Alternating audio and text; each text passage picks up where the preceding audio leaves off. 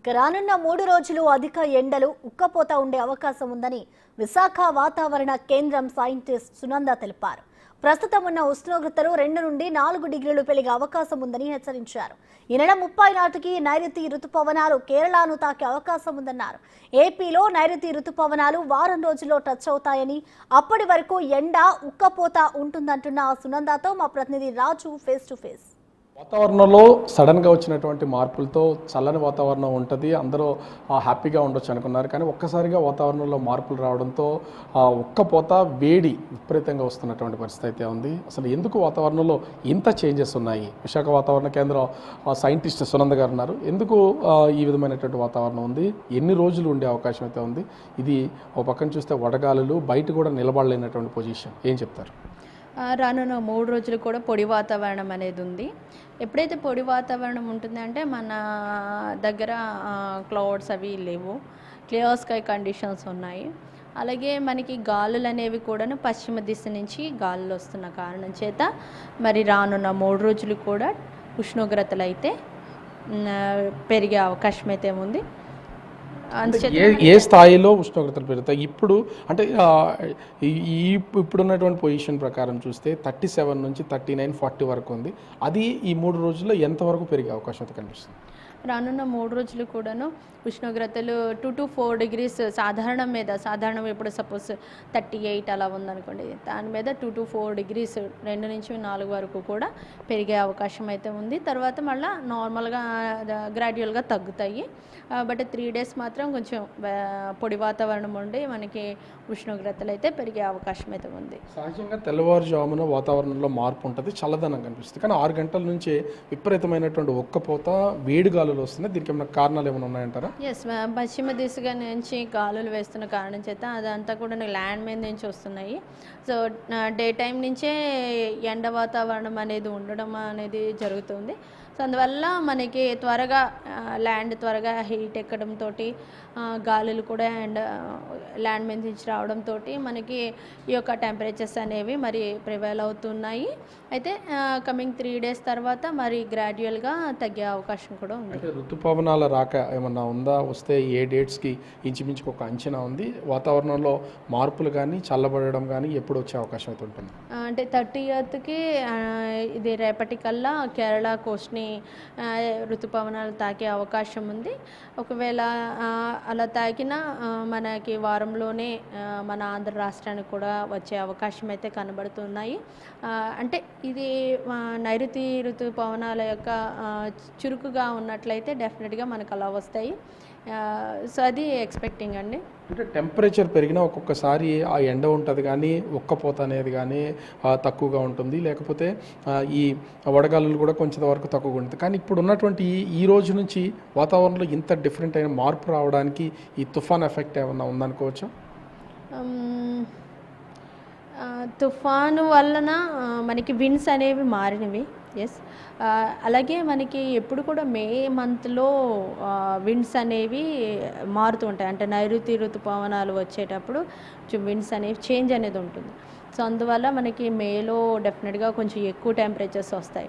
అయితే last 1 week either ఈ తుఫాన్ వల్ల కానీ, లేకపోతే అంతకుముందు ఉన్న విండ్ డిస్కంటిన్యూటీ కానీ, ఉపరితల ఆవర్తనాలు, వీటి వల్ల ఏంటంటే ఆ యొక్క ఫ్లో మారి మనకి కొంచెం చల్ల వాతావరణం ఉండి అక్కడక్కడ వర్షాలు పడిన పరిస్థితి అయితే ఉంది.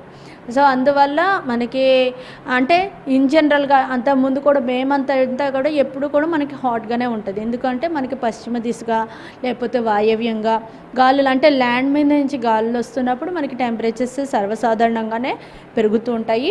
సో ఆ రీజన్స్ చేత అంటే లాస్ట్ 1 week మాత్రం ఉన్న వెదర్ యాక్టివిటీ తోటి మనకు కొంచెం తగ్గినవి.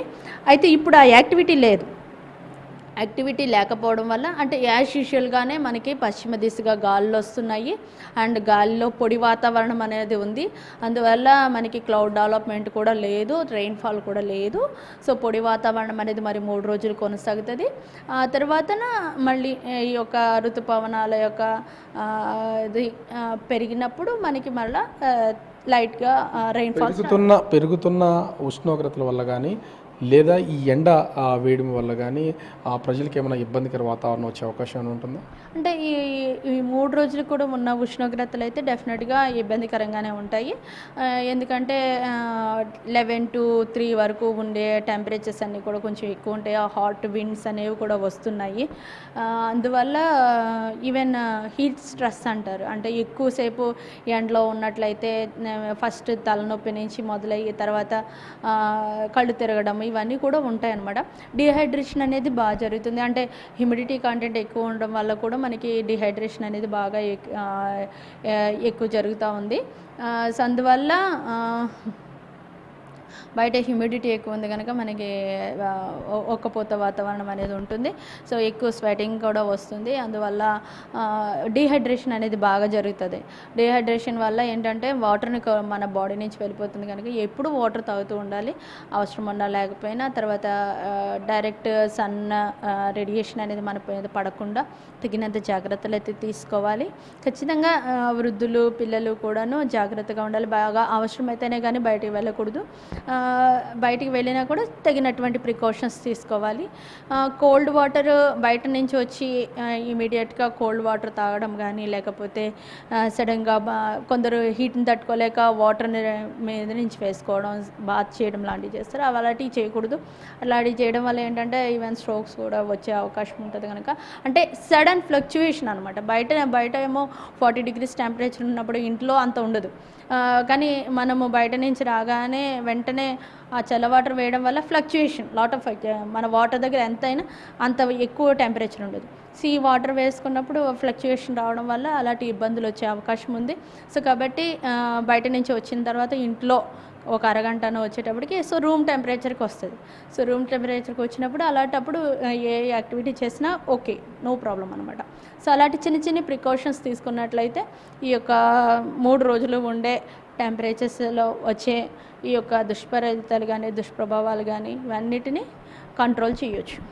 అంటే మొత్తానికి చూడొచ్చు, రానున్న 3 రోజులు కూడా అధికమైనటువంటి ఎండ, ఉక్కపోత, అదేవిధంగా తీవ్ర పరిణామాలు ఉంటాయి. కానీ ఈ 3 రోజుల తర్వాత ఎండ ఎంతైతే ఉందో ఈ 3 రోజుల తర్వాత ఒక చల్లని కబురు చెప్తున్నారు.